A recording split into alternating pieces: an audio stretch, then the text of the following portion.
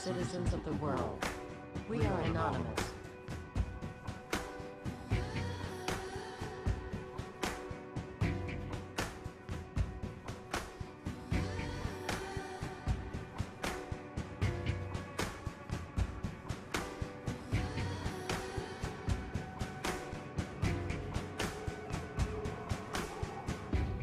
It's incredible. Internet kill switches, cybersecurity, the takeover of the web, warrantless wiretapping.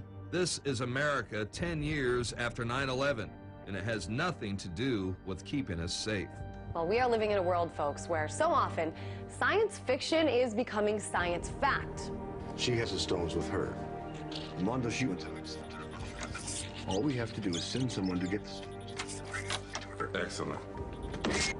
There's this guy, defense contractor, that works for Opcoast. They're in Point Pleasant, New Jersey. Who is doing this? Who's actually doing this? He's been experimental. Well, yeah, you tell me what he's been experimental. Well, he took a bunch of cockroaches and he hooked up little radios and microphones and all sorts of circuitry to these little bugs. And the plan is you can get these cockroaches in there, pick up sounds on the microphone, then they take it, they transmit it back to the radio, go someplace else. 10 years ago, biometrics, robotic spies, and state surveillance were the makings of a sci-fi flick starring Tom Cruise. Set up a perimeter and tell them we're en route.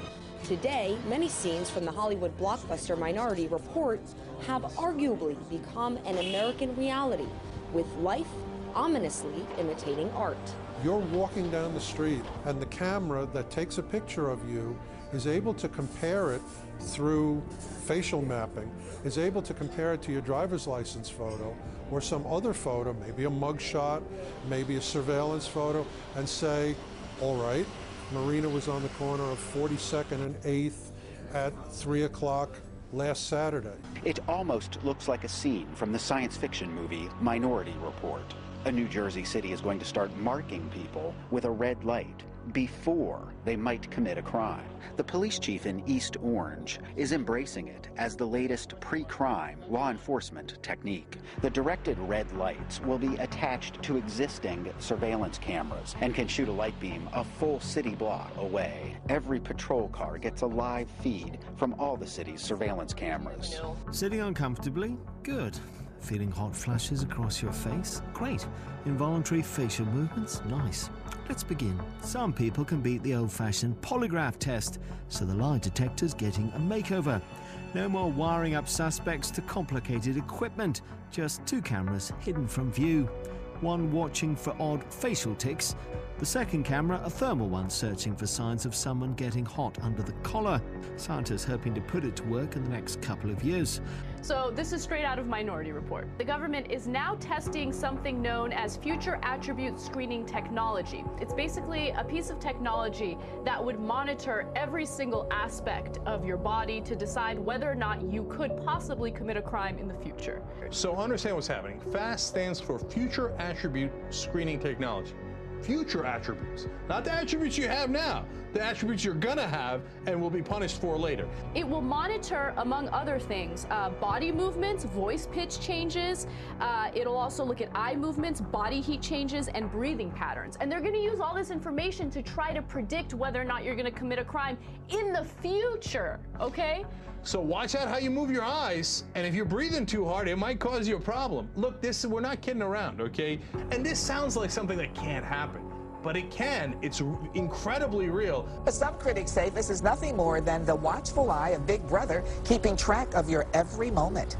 Your attention, please. That voice you hear, your attention, please, came from this streetlight. Please stand by for a public safety announcement. LED video screens and cameras add to the wireless infrastructure that is remotely controlled. This is a security alert. And it even counts people for police. When I come into view of that streetlight, when I look at that camera, the person on the other side sees the white specks and the black marks, sensing that somebody's there. And if they want, they can even take my picture. The system is also capable of recording conversations, and by spring of next year, there is a good chance you could see them popping up in your city. The first of these light poles will sit on 10 Mile Road just east of Orchard Lake Road. Harwood already has orders from cities across Metro Detroit, Chicago, Pittsburgh, and he's working with Homeland Security. Federal grants to your local town, talking light poles, but also light poles that you don't know are listening to you, all going back to a central system. Talking surveillance cameras coming to U.S. streets, IntelliStreet system now being installed on DHS backing. We know governments are quietly using face scanning cameras on street corners and in airports, and they have license plate scanners. Like everybody else on television, you see it, you know the technology's out there. Sensors attached to the top of patrol cars instantly read the license plates of all vehicles the car passes. A monitor shows a picture of the car owner and whether they are on any lists, whether that's a terror watch list or they have an outstanding parking ticket. It scans, I average about between 1,500 and 2,000 license plates a day. And since it's always scanning, I can plug that in and it'll tell me where that vehicle's been seen. It'll show me each time it's been seen if I've run into it multiple times. And it'll, bring up Google Maps and give you a punch pin where the vehicle was spotted. I tried to log back into Facebook and it wouldn't let me. It wanted me to identify myself not with my passcode, but by showing me obscure pictures of my friends and family. I had the feeling that it had something to do with testing their face recognition technology. And then I saw this article in the Wall Street Journal. They know who these people are and what their names are, and they want you to confirm it for them. Sure, the security measure confirms who I am, but it also confirms for them who my friends and family are. In addition to facial recognition, New York City's police department is just one of many law enforcement agencies that also requires citizens to undergo an iris scan before being released from police custody. In the past 6 months, iris scans have been taken from hundreds of Occupy Wall Street activists placed under arrest. Iris scans are like a high-tech fingerprint, but much faster. Officials can quickly identify anyone whose unique scan is on the database. The technology is becoming increasingly useful as a tracking tool in the U.S. Department of Homeland Security is developing new laser-based scanners that are going to be used to identify any chemical substance in or on your body from as far as 50 meters away. Scanner can be shot at you as far as 164 feet away and pick up every molecule on you and in you. They'll know things like what you had for breakfast, or the level of adrenaline pumping through your veins. It's a total invasion of privacy beyond Minority Report levels. The laser can detect traces of drugs or gunpowder on your clothes, to what you had for breakfast, to the adrenaline level in your body. The company that invented it even claims the scanner can be used to detect a single cell of cancer in your body. Am I the only one concerned that a laser that strong can cause cancer in your body? The horrible people that invented this technology were subcontracted by In-Q-Tel to work with the U.S. Department of Homeland Security back in November of 2011. What's In-Q-Tel, you ask? It's a company founded in February of 1999 by a group of private citizens at the request of the director of the CIA and with the support of the U.S. Congress. I feel safer already, except what if I was hanging out with my stoner pal Owen before I went to LAX to visit Meemaw Kitty, and some skunky residue from secondhand exposure ends up on my Adventure Time t-shirt, and all of a sudden I'm being pulled in by some jerky security dude for questioning, and I miss my flight, and Meemaw ends up choking on a Werther's Original because of this insane scary laser from hell. Okay, maybe that's crazy talk, but it's definitely something to think about in regards to how much enforcement will go into taking people down or bringing them in for questioning because I got a poppy seed stuck in my teeth. But how much is enough for them to pull you aside? According to Homeland Security, the government plans to install these guys at airports, sports stadiums, police cars, and subways starting in 2013. So get ready for the end of privacy. In the virtual world of tweets, Facebook posts, and search engines, every internet user is defined by a data footprint. If you think anonymous comments and blogs are protected, think again. Through the use of what's called forensic linguistics, U.S. investigators can now uncover whose fingers are behind every single keystroke.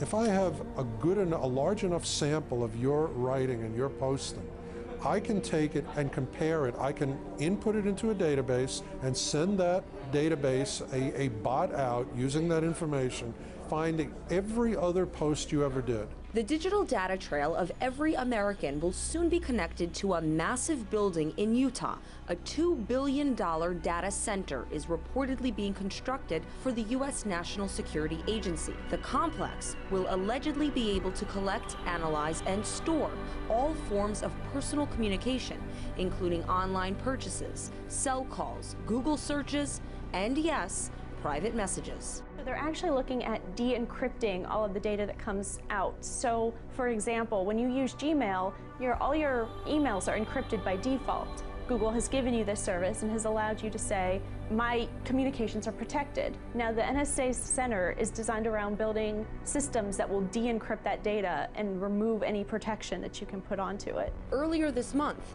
CIA Director David Petraeus painted a picture of America's dystopian freefall when describing the emergence of the Internet of Things. U.S. intelligence officials estimate that by 2020, up to 100 billion ordinary devices, such as refrigerators and dishwashers, could be wired up to the internet, just the way PCs and cell phones are now. Questions about whether the CIA could spy on people through their refrigerators. Now they are putting in chips into household appliances that could then be tracked later. So your fridge, maybe your microwave, your stove, your dishwasher. You can't make this up. I saw this. I thought it was one of these crazy emails that we all get in this business. Some blogger. From over the weekend, but he said it, and he's the director of the CIA. The CIA is not supposed to collect evidence or do anything in the United States. That's the job of the FBI. Folks, it's illegal for the CIA to even operate domestically. Now, the CIA isn't supposed to work inside the United States. Oh, that's long gone. They claim because of an interpretation of a 2008 law that was passed, the Foreign Intelligence Surveillance Act, they say, no, because of the way that it got amended in 2008, it's okay, the CIA can go nuts inside the country, and they can track all of your household appliances, let alone everything else, and they can track American citizens as long as you're a person of interest. In the old days, a person of interest was supposed to be somebody who's a terrorist. In the new days, innocent American citizens, on the odd chance they might at some point do something wrong. They need a search warrant for that, don't they? Yes, they do. The government needs a search warrant to come in your home. But, you know, if they can come collect whatever they want illegally, unless they use it to try to prosecute or to try to affect some end, we might never even know. That's the regrettable and sad part about this. Unless the evidence that they obtain is used in court or in some public way, we will never know what they have obtained from us. The CIA doesn't know when you're going to go buy a refrigerator or a microwave, right? So they're going to put these chips in all of the appliances. Yes. All of us are people of interest, okay? It's not like they're going to pick and choose, like you go to work and they're going to break into your house and put the chip in the refrigerator. No, all of these appliances are going to have this chip in there that collects all this data. Now, you don't need probable cause, you don't need a warrant. All these devices go in everybody's home. So you're automatically a person of interest. Since there's never any consequences anymore, he's so brazen about it. He says this is going to prompt a rethink of our, quote, our notions of identity and secrecy. Understand what he's saying there? Exactly what Anna said. Our notion of identity. In the past, we had to target people who we thought were doing something wrong. Well, we have rethought our notion of identity. Now everybody's a suspect. I ain't got no chip in my stuff. Right. Guaranteeing to you. Same here. As far as you know. As far as I know, you're right. I mean, that's the troubling aspect of this. We don't know where the computer chips are, and we don't know who in the government is doing what with them. That bottomless pit of data could allow Big Brother to monitor virtually anything it wants. Even the CIA director says the very idea of secrecy will change forever. If we look at what's going on with the TSA, we don't see them just in airports now. They have their Viper teams patrolling around the country, checkpoints that promise to continue in 2012 and escalate in 2013. Congress to fund massive expansion of TSA checkpoints. This was the scene at the Tri-Rail station in West Palm Beach. West Palm Beach police led the exercise along with the Palm Beach County Sheriff's Office and officials from the Transportation Safety Administration. Our Tampa police and federal government agencies are teaming up. They unveiled a new plan that could stop a potential terror threat where hundreds of people pass through each day. It's the sort of security we've seen a lot of since 9/11 at places like airports and seaports and major sporting events.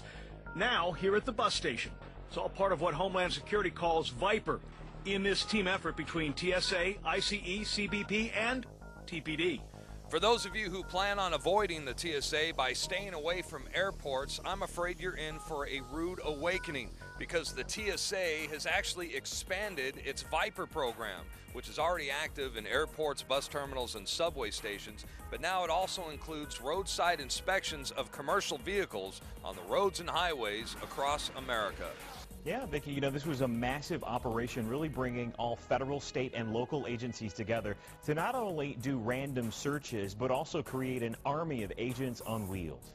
But now TSA agents are on the interstates fighting terrorism with visible intermodal prevention and response, or Viper operations. The Viper operations, we're told, have been conducted around the country. And not just at transportation hubs, but at major sporting events, in the streets, and on the highways across America. They're recruiting truck drivers like Rudy Gonzalez into the First Observer Highway Security Program to say something if they see something. The bottom line is this: if you see something suspicious, say something about it. The TSOs and the BDOs involved in the operation were only supposed to be handing out recruitment brochures, since neither position has actual federal law enforcement training. So if they were supposed to be handing out brochures, what were they doing inspecting the truck? During this exercise, the officers did not conduct any screening of any vehicles. Then why did they ask to open the top of this truck? There again, I want to go back to this question. What kind of specific training do they have to be on the nation's highways conducting these kind of searches? TSOs and BDOs do not receive specific training with regard to screening vehicles in the highway mode of transportation. So even though our TSOs have no federal law enforcement training, you are pleased that they are participating in these type exercises? Again, the Viper program is set up to provide a visual deterrent. So these TSOs who have been administratively reclassified from being screeners and processors and given no federal law enforcement training are going to be out on our nation's highways and our seaports and participating in this type of activity. And now it looks like domestic drone use is going to come to an airspace near you. Drones, they're not just for Yemen anymore. Look at the fact that we're now flying drones for domestic law enforcement around the country. Of course we're going to see this spread to the general public. We will be under the eye of Big Brother. Unmanned drones that can tase or shoot a person from the sky and can even launch a grenade. Is this the next phase of the police state, where cops can play video games with our civil liberties and with our lives? Check out these cyborg insect drones. They're called nano quadrotors. So these devices can be controlled from far distances, and they may look teeny tiny, but they're actually equipped with cameras, microphones. That technology is advanced enough that it could land on you, use its needle, and take a DNA sample, or it could inject a micro-tracking device under your skin. It would feel like the prick of a mosquito bite. A 50 gigapixel camera. It's called Aware 2 camera system. Kind of looks like another insect with hairs, but those are actually wires and ports, parts of multiple cameras to take multiple pictures from multiple angles. I think there's 98 of them. And now they're going to have these drones, and it's not only the big cities. Every small town, every small city is going to have their drones. And of course, the federal government is, as you mentioned, supplying these things. They're all federal agents, various federal agencies have them. Undoubtedly, the state police will have them, the local police. They also are developing X-rays that can see through the walls of your house. Now using X-rays to X-ray you while you drive around. That's right, using the same technology that's in those airport scanners. Feds are now using these mobile X-ray vans, and they can see through cars, walls, and clothing. You can conceal a powdered explosive within a vehicle which would not be detected by one of these new X-ray devices. So it's not obvious, even with these new technologies and the enormous sacrifice in privacy, that will necessarily be safer. If they're going to conduct a search, there has to be probable cause, there has to be judicial approval. What we don't want is the police investigating everybody. We want them investigating the bad guys. And the feds are looking at making everybody wear taser bracelets when they get on airplanes. No, the feds actually heard a proposal on that. They're not joking. They're looking at it and thought it was a very good idea. They can spy on you in your backyard while you're sunbathing. And as you say, they can taser you, shoot a baton into your head, or even kill you with a grenade. And we're supposed to feel safe about this. We're supposed to think this is to fight terrorism, when of course it actually is terrorism. Most of what we're told about terrorism is, I think, phony baloney. Well, that sounds like a frightening prospect, but is this simply a price that Americans are now going to have to pay to help their government protect them from the threat of terror? There is no threat of terror. That's a canard. As an American, I have a 662,000 to 1 chance of winning an Olympic medal.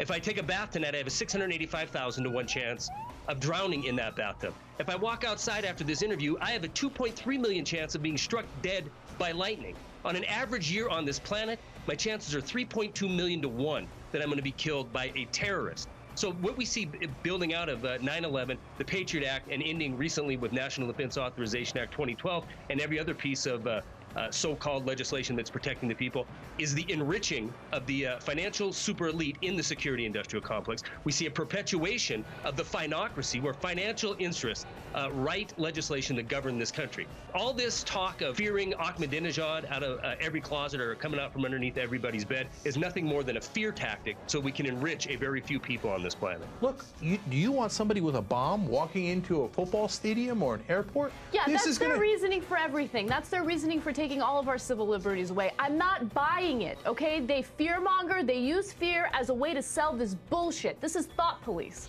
This is out of 1984. You can't think a certain way, because if you think a certain way, they're going to predict that you might do a crime in the future. Started with the federal government. One hand, the Patriot Act, and the other hand, the president deciding to become judge, jury, and executioner on an American in a foreign country. He doesn't need a trial. We don't have time for a trial. The evidence of guilt is so overwhelming. And it first starts as we're trying to find terrorists. Then it goes to, well, we're trying to find all criminals. Well, do you want a drug gang member going into your neighborhood? Then it goes to, well, look, do you want a druggie going into your neighborhood? Well, that guy took drugs once, and well, then that guy did this, and that guy did that. Next thing you know, it's spreading, and it's already spreading. We already know that the programs they had for terrorists, they're now saying that the drug gangs in Mexico are also terrorists of a different kind. So it spreads and it spreads until we become 1984, and if you get a little too nervous on any given day going into any given mall, well, the Future Attribute program believes that you might do something wrong in the future. So they have this big Utah facility now. It's sweeping up everything. So it is all about, at this point in time, their own self-restraint, which frankly, from what I've heard on the inside, ain't being used. More importantly, there are provisions of the Patriot Act which have been implemented in secret. That is to say that you or I, as a citizen, do not know what necessarily we're doing to break the law, because they've made the actual violation secret. The DOD has all the guidance, requirements, capabilities to do what's necessary to protect the government and our infrastructure now. They just choose not to do that. They're looking for additional verbiage and authorities, which they really, frankly, don't need. But they want those authorities over, over private companies. They do. And they want to say, you have to now share all this data with us. If there's potential for abuse, there will be abuse. People don't understand human behavior. People cannot understand the savagery. This savagery that people evince, that how people that share DNA with us, they don't understand why people could want to fondle, why cops can do things. Why, when you look at tapes of Occupy Wall Street and you see somebody standing there, you see a guy about to retire wearing a white shirt, take out a club or spray somebody. When you let human beings in charge of a structure, you will see this aphrodisiac of power literally evolve in any system. Go back to Caesar, the Milgram experiment, the Stanford prison experiment. Look at it. It's documented.